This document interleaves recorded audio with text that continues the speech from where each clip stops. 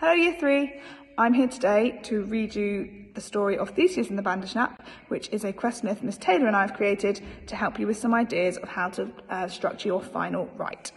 So here we go. Theseus and the Bandersnatch. Long ago, on the island of Crete, there lived a tyrant named King Peleus.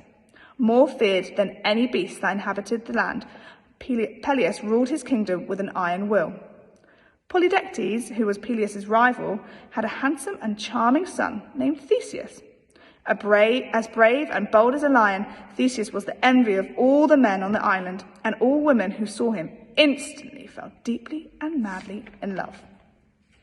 Medea, the most beautiful maiden in all the land, could not fail but fall for Theseus' charms. However, this angered the king, who desired her for his wife. Ruthlessly, he hatched a cunning plan to send Theseus on an impossible mission.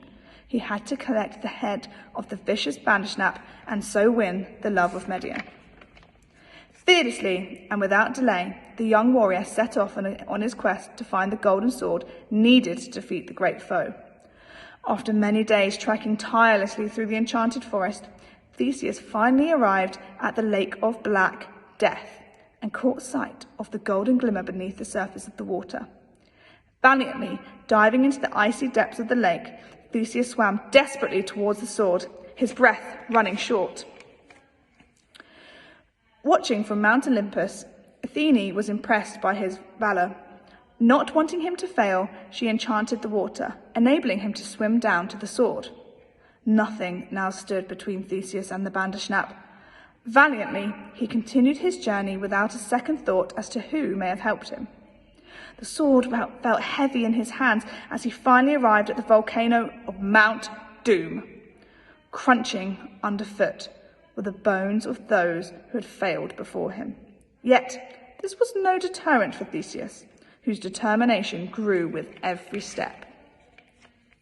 Thrashing its tail wildly through the air, the Bandersnatch appeared, bellowing smoke and shrieking shrilly. Armed with the golden sword, Theseus charged towards his foe and struck it square between the eyes. With an almighty cry, the Bandersnatch was dead before it even hit the ground. Triumphantly clutching the gruesome head of the Bandersnatch, Theseus returned home to a hero's welcome. As soon as news of Theseus' victory reached Peleus, he knew that he was no match for his unmistakable bravery.